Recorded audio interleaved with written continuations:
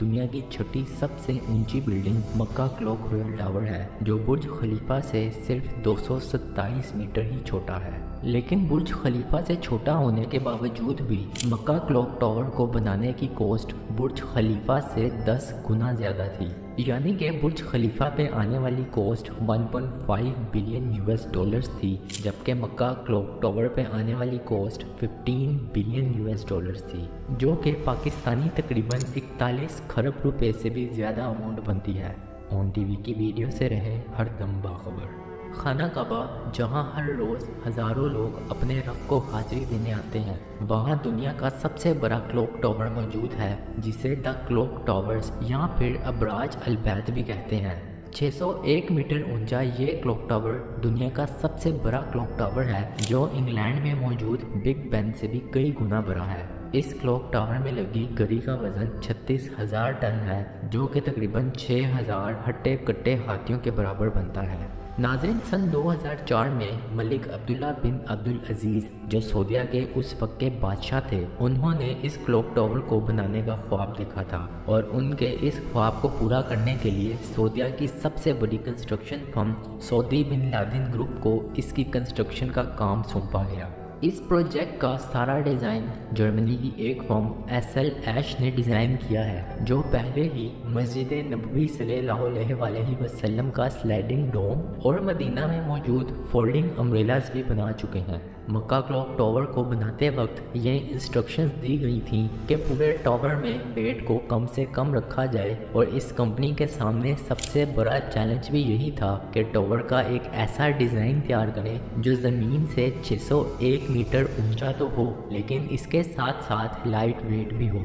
ویسے تو یہ کمپنی لائٹ ویٹ سٹرکچرز بنانے کے ماہر تھے ہی، لیکن کسی ایسی چیز کو بنانا جو آج سے پہلے کبھی نہ بنی ہو انتہائی چیلنجنگ ہوتا ہے، اور مکہ کلوک ٹاور کی بھی کچھ یہی صورتحال تھی، کیونکہ یہ اب تک کا سب سے بڑا اور اونچا کلوک ٹاور بننے والا تھا۔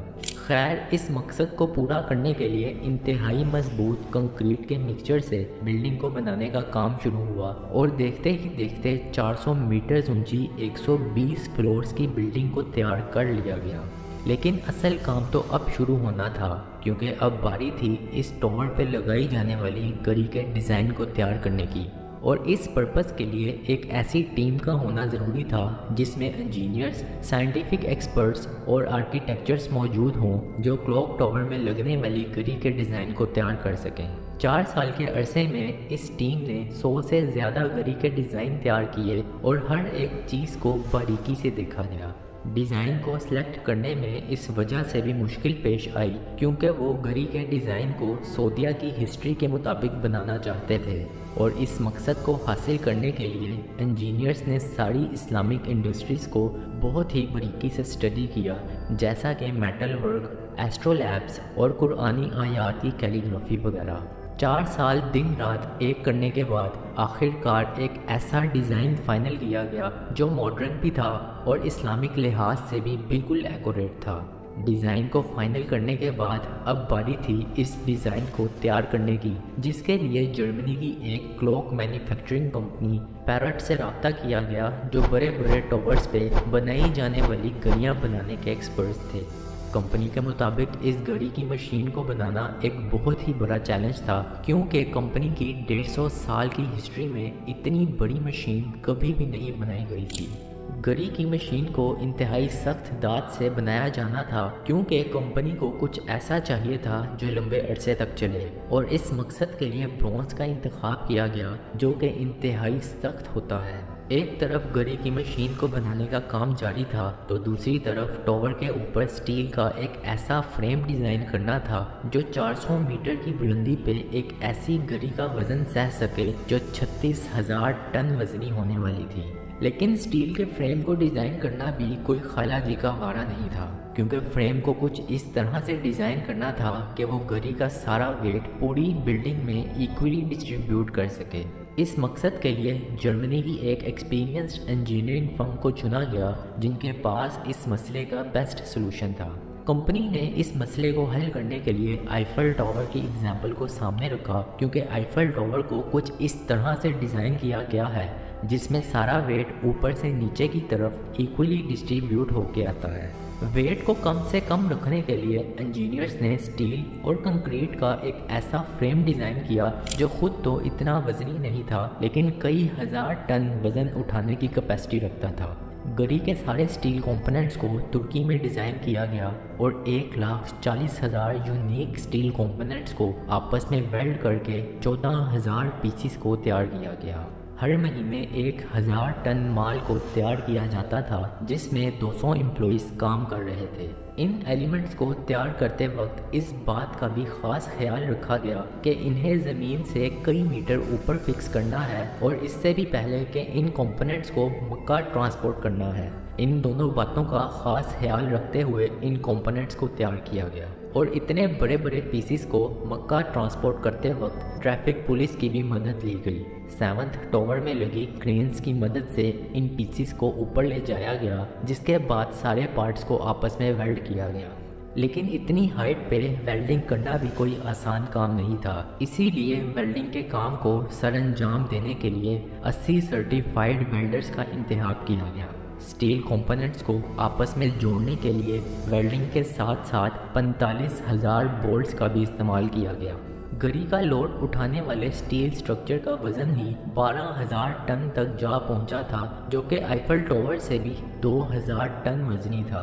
सूरत हाल ये थी कि एक मसला हल करो तो जैसे दूसरा मसला पहले ही आपके इंतज़ार में बैठा हो। चूँकि आईफल टावर के डिज़ाइन में स्पेसिस मौजूद हैं जिसकी वजह से इतनी हाइट पे भी हवा की क्रॉसिंग इजीली हो सकती है, लेकिन मक्का क्लॉक टावर में हवा की क्रॉसिंग के लिए ऐसा कुछ भी नहीं था। लिहाजा अब इंजीनियर्स को कुछ ऐसा करना था जिससे ये मसला भी हल हो सके, क्योंकि इतनी ज़्यादा ऊंचाई पे कम से कम 300 टन फोर्स ने गरी के फेस पे आ लगना था जो कि बिल्कुल ऐसा ही था जैसे 10 ट्रक्स एक साथ किसी चीज़ से टकरा जाएं, और ये वो फोर्स थी जो गरी को हर हाल में बर्दाश्त करनी थी। इस मसले के हल के लिए शदीद किस्म के विंड टेस्ट किए गए क्योंकि इंजीनियर्स ये जानना चाहते थे कि कहीं हवा के प्रेशर से पूरी बिल्डिंग ही कोलैप्स न कर जाए। लेकिन ये मसला सिर्फ गरी का नहीं था बल्कि गरी में लगाई जाने वाली सुइयों का भी था, क्योंकि ये सुइयाँ एक मीडियम साइज्ड प्लेन जितनी बड़ी होने वाली थी और अगर एक भी सुई गरी के फेस से टकरा जाती तो सारी मेहनत पे एक ही झटके में पानी फिर जाना था। स्टील स्ट्रक्चर को तैयार करने के बाद अब बारी थी गरी को बनाने की, और दर हकीकत मक्का क्लॉक टावर में 4 गड़ियों को बनाया जाना था ताकि हर डायरेक्शन से टाइम को देखा जा सके। सबसे पहले गरी की एक साइड को बनाया गया और कुछ महीनों तक इस पे टेस्टिंग की गई, और ऐसा इसलिए किया गया ताकि अगर गरी के डिज़ाइन में कोई मसला आए तो कम से कम नुकसान हो। कई महीनों की टेस्टिंग के बाद जब सब कुछ बिल्कुल सही से बन गया तो अब बारी थी गरी की सुइयों को बनाने की, और सुइयों को बनाना भी कोई आसान काम नहीं था क्योंकि ख़राब मौसम में अगर गरी की सुइयां गरी से टकरा जाती तो माली नुकसान के साथ साथ जानी नुकसान भी हो सकता था। सबसे पहले ये डिसाइड किया गया कि गरी के डायल पे एक सर्कुलर ट्रैक बनाया जाए और सुइयों के पीछे टायर्स लगाए जाएं जो इस सर्कुलर ट्रैक पे सुइयों को घुमाएंगे, बिल्कुल एक रोलर कोस्टर की तरह। लेकिन फिर इस आइडिया को रिजेक्ट कर दिया गया क्योंकि मिट्टी की वजह से टायर्स जाम भी हो सकते थे और इतनी ऊंचाई पे टायर्स को मेंटेन करना किसी खतरे से खाली नहीं था। यही वजह थी कि इस सारे प्लान को कैंसिल करना पड़ा और दोबारा से एक ऐसे प्लान पे काम किया गया जिसमें इस बात का ख़ास ख्याल रखा गया कि कुछ ऐसा बनाया जाए जिसमें मेंटेनेंस भी कम से कम हो और गरी की सुइयां हवा के प्रेशर को भी बआसानी बर्दाश्त कर सकें। काफ़ी सोच विचार करने के बाद फाइनली ये डिसाइड किया गया कि गरी की सुइयों को कार्बन फाइबर से तैयार किया जाए, और वो भी कोई आम कार्बन फाइबर नहीं बल्कि स्पेस फ्लाइट प्रोजेक्ट्स में यूज़ होने वाला कार्बन फाइबर जो वेट में तो इंतहाई कम होता है लेकिन मजबूती के लिहाज से इसका कोई मुकाबला नहीं। फाइनली गरी की दोनों सुइयों को तैयार किया गया जिनमें से मिड हैंड 22 मीटर लंबा और 7,500 किलो वजनी था, जबकि सेकंड हैंड 17 मीटर लंबा और 6,000 किलो वजनी था, और ये दोनों ही सुइयां अलग अलग ड्राइव शाफ्ट से चलाई जाती हैं। इसे आप ऐसे समझ लें कि ये दोनों सुइयां अलग अलग मोटरों से चलती हैं। यहाँ आप लोगों को बताता चलूँ कि मक्का क्लॉक टावर की सारी घड़ियों को सोलर पैनल्स पे चलाया जाता है। यहाँ सोचने वाली बात तो ये है कि घड़ी में अगर कोई मसला आ जाए तो उसे कैसे ठीक किया जाता होगा, क्योंकि इस कदर हाइट पे घड़ी को ठीक करना भी कोई आसान काम नहीं है। तो इस मसले के हल के लिए घड़ी में लगी मशीन के अंदर 2 स्पेशल पाइप्स लगाए गए हैं जो घड़ी की सुइयों के साथ अटैच हो जाते हैं, ताकि मसला आने की सूरत में मैनुअली जाकर मेंटेनेंस का काम सर अंजाम दिया जाए। दिन रात एक करने के बाद घड़ी और इसकी सुइयों को बनाया गया और अब बारी थी कि इस घड़ी में ऐसी लाइट्स लगाई जाएं जिसकी वजह से दिन और रात के वक्त टाइम को सही से देखा जा सके। इस मकसद के लिए ऑस्ट्रेलिया में रहने वाले electrical engineer professor doctor Christian Barton को चुना गया, जो अपने काम में खूब माहिर थे। घड़ी में लगने वाली लाइट्स के कलर को सिलेक्ट करने के लिए ह्यूमन आई के बेसिक स्ट्रक्चर को मद्देनज़र रखा गया और कई महीने रिसर्च करने के बाद ग्रीन और वाइट कलर को सिलेक्ट किया गया, क्योंकि ये कलर सुबह और रात दोनों ही वक्तों में वाज़ेह नज़र आता है। और इस बात को साबित करने के लिए कई महीनों तक मुख्तलिफ कलर्स पे रिसर्च की गई थी। थ्योरेटिकल स्टडीज़ में ये बात भी सामने आई कि सुबह के वक्त बेस्ट विजिबिलिटी ब्लैक और वाइट कलर में होती है, जबकि रात के वक्त बेस्ट विजिबिलिटी ग्रीन और वाइट कलर में होती है। तो अब बारी थी ऐसे लाइट बल्ब्स को तैयार किया जाए जो इस घड़ी को रोशन कर सकें। और फिर मक्का क्लॉक टावर की घड़ी में 2 मिलियन यानी कि 20 लाख बल्ब्स को लगाया गया, जिसने इस पूरी बिल्डिंग पे 4 चांद लगा दिए। इस वक्त मक्का क्लॉक टावर अपनी आखिरी स्टेजेस पे ही था और अब बारी थी क्लॉक टावर पे चांद को बनाने की। और इंजीनियर्स के मुताबिक चांद को बनाना सबसे बड़ा चैलेंज था, क्योंकि ये 25 मीटर चौड़ा स्ट्रक्चर स्टील के बगैर ही कार्बन फाइबर से तैयार किया जाना था और सिर्फ चांद को बनाने में ही 3 महीनों का वक्त लगा, जिस पे आने वाली कॉस्ट 24 मिलियन US डॉलर्स थी, जो कि पाकिस्तानी तकरीबन 700 करोड़ रुपए बनते हैं। चांद को बनाने के बाद अब बारी थी घड़ी के ऊपर अल्लाहु अकबर लिखने की, और इसके लिए एक ऐसे बंदे की तलाश थी जो पेपर पे लिखी हुई खताती को बिल्डिंग पे फिट कर सके, और वो भी इतने बड़े साइज़ की। यहाँ आपको बताता चलूँ कि घड़ी के ऊपर लिखा अल्लाहु अकबर का लफ्ज़ अलिफ 23 मीटर लंबा लिखा गया है, ताकि इसे दूर से भी देखा जा सके। इन सब चीज़ों के बाद अब बारी थी क्लॉक टावर को डेकोरेट करने की, जिसके लिए ग्लास मोज़ैक की टेक्निक को इस्तेमाल किया गया, जो कि तकरीबन 1000 साल पुरानी टेक्निक है। मक्का क्लॉक टावर को डेकोरेट करने में 9 करोड़ 30 लाख 6 डिफरेंट कलर की मोज़ैक टाइल्स का इस्तेमाल हुआ, जिसमें गोल्ड मोज़ैक भी शामिल थे। इन गोल्ड मोज़ैक को हाथों से तैयार किया जाना था और 1 साल की टाइम लिमिट में 2 फुटबॉल फील्ड जितना गोल्ड मोज़ैक हाथों से तैयार करना मुमकिन ही नहीं था। इसीलिए इस प्रोसेस को मशीन पे कन्वर्ट करना लाजमी था, ताकि दिए गए वक्त के अंदर अंदर गोल्ड मोज़ैक तैयार किए जा सकें। और ये गोल्ड मोज़ैक तैयार करने का अब तक का सबसे बड़ा ऑर्डर था। अब आपको बताता चलूँ कि आखिर गोल्ड मोज़ैक होते क्या हैं। असल में ये बिल्कुल एक सैंडविच की तरह होते हैं, जिसके ऊपर और नीचे शीशा और बीच में गोल्ड होता है। मक्का क्लॉक टावर पे लगने वाले गोल्ड मोज़ैक 24 कैरेट गोल्ड से तैयार किए गए थे, और ये बगैर मिलावट के गोल्ड की प्योर फॉर्म होती है। मक्का क्लॉक टावर को आसमानी बिजली से बचाने के लिए चांद के ऊपर 800 फिक्स्ड लाइटनिंग कंडक्टर्स लगाए गए हैं, जो आसमान से गिरने वाली बिजली को अपने अंदर समा लेते हैं। और ऐसा इसलिए है ताकि टावर को किसी भी किस्म का नुकसान ना पहुंचे।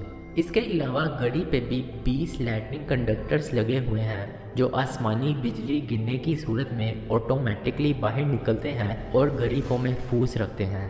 खाना काबा पे दी जाने वाली अजान को क्लॉक टावर पे भी सुना जा सकता है, क्योंकि क्लॉक टावर पे 160 स्पेशली डिज़ाइंड स्पीकर्स को इंस्टॉल किया गया है, जिनमें से लाइव अजान सुनाई देती है। और ये स्पीकर्स इतने ऊंचे हैं कि क्लॉक टावर पे दी जाने वाली अजान 7 किलोमीटर के रेडियस तक सुनी जा सकती है। खाना काबा में जैसे ही अजान दी जाती है तो मक्का क्लॉक टावर के टॉप पे 21,000 वाइट और ग्रीन लाइट्स चमकने लगती हैं, जो टावर से 30 किलोमीटर दूर से भी देखी जा सकती हैं। ये लोगों के लिए सिग्नल होता है कि जमात खड़ी होने वाली है, ताकि दूर दराज से आने वाले लोगों को भी काबे की डायरेक्शन पता चल सके। کیا آپ جانتے ہیں کہ مکہ کلوک ٹاور کے چاند کے اوپر ایک کمرہ بھی موجود ہے جو کہ نماز پڑھنے کے لیے بنایا گیا تھا اور یہ نماز ادا کرنے کا سب سے اونچا مقام ہے۔ اس کے علاوہ مکہ کلوک ٹاور میں لگی گھڑی کو 10 کلومیٹر دور سے بھی دیکھا جا سکتا ہے۔ مکہ کلوک ٹاور میں لگائے گئے سارے پارٹس کو الگ الگ ملکوں میں بنایا گیا تھا جنہیں بعد میں مکہ ٹرانسپورٹ کیا گیا۔ کلوک ٹاور کی کنسٹرکشن میں جو مٹیریل یوز کیا گیا ہے وہ نان فلیمیبل ہے جو اس ٹاور کو مزید یونیک بناتا ہے۔ ناظرین، اس قدر اونچائی پہ کام کرنا بھی کسی خطرے سے کم نہیں ہوتا اور کسی وقت بھی کچھ بھی ہو سکتا ہے، اور لوگوں کی سیفٹی سعودی بن لادن گروپ کے لیے سب سے ضروری تھی۔ اسی لیے فائر فائٹرز کی اسپیشل ٹیم ہائی ایکوپمنٹس کے ساتھ 24 گھنٹے موجود ہوتی تھی، جن کے پاس ایک اسپیشل لفٹ تھی جس کی مدد سے وہ پورے کلوک ٹاور میں کہیں بھی جا سکتے تھے۔ کیونکہ یہ پروجیکٹ خانہ کعبہ کے کافی قریب تھا، اسی لیے حج اور عمرہ پہ آنے والے لوگوں کا بھی خاص خیال رکھا گیا۔ آپ لوگوں کا مکہ کلوک رویل ٹاور کے بارے میں کیا کہنا ہے ہمیں کمنٹ سیکشن میں ضرور بتائیے گا۔ اپنا بہت سا خیال رکھیے گا۔ ملتے ہیں آپ سے اگلی شاندار ویڈیو میں ایک اور نئے ٹاپک کے ساتھ۔